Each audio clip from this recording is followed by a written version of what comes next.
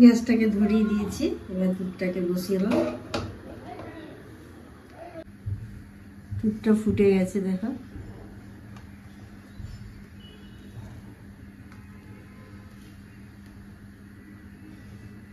এটাকে জাল দিয়ে দিয়ে ভালো করে ক্ষীরটা বানিয়ে নেবো।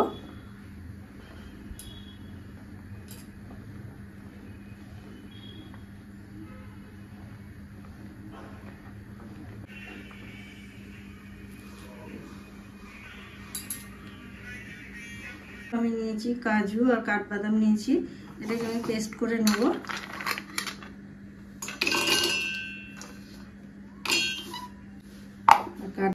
তো দেখো দুধটা অর্ধেকটা জাল দেওয়া হয়ে গেছে। ওই সময় আমি এখানে দিয়ে দিচ্ছি মিষ্টি, দিয়ে দিচ্ছি। গ্যাসটাকে এই সময় সিমে রেখে দিয়েছি। তো কাস্টার্ড বিস্কুটটা দেখো, এটা দিয়ে আমি কেকটা বানাবো বলে তা বিস্কুটটাকে আমি প্রথম বের করে নিলাম। খুব নরম হয় বিস্কুটগুলো, একটুখানি মিক্সিতে দিলে গুঁড়ো হয়ে যাবে।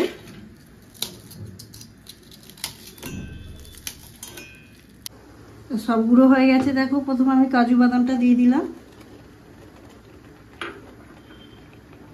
এরপর দেবো দেখো বিস্কুটটা গুঁড়ো করে। কত এটা মিহি করে একটু গুঁড়ো করতে হবে। আমার বিস্কুটের গুঁড়োটা আমি দিয়ে দিলাম, কাজু বাদামটা দিয়েছি। একসাথে দিলে হয়, কিছু হবে না। দিয়ে এবারে আস্তে আস্তে এটাকে নাড়তে হবে।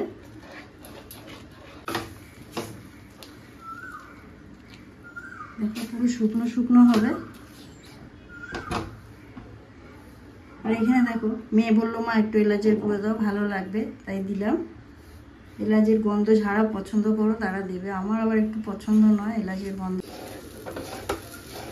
দেখো এরকম শক্ত হবে পুরো, এটা আরো ঠান্ডা হলে আরো শক্ত হয়ে যাবে।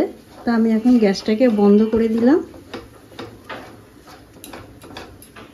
দেখো কলা পাতাগুলো পুরো ধুয়ে পরিষ্কার করে নিয়েছি, ওটাও ঠান্ডা হয়ে গেছে। এবারে কলা পাতাগুলো আমি মুড়ছি। দেখো এইভাবে পাক দিলে ছোট শেপ চলে আসবে।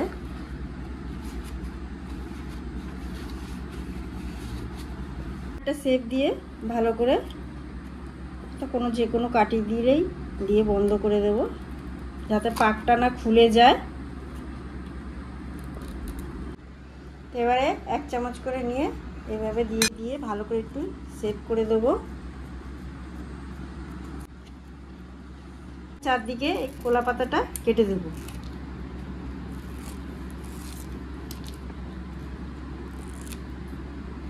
উপরে দিচ্ছি 2টো কিশমিশ। সব আমি বানিয়ে ফেলছি। কুলফি পুরো রেডি হয়ে গেছে দেখো, একদম খুব সহজে কলা পাতা দিয়ে। আর আপনারা দেখো কালকে এটা ফ্রিজে রেখে দিচ্ছি, এটা এখন ফ্রিজে রেখে দিচ্ছি, কালকে পরিবেশন করে দেখাবো। এবার খুলে দেখাচ্ছি। ভালো লাগে অবশ্যই চ্যানেলটাকে সাবস্ক্রাইব করবে, লাইক করবে, কমেন্ট করতে ভুলবেন না।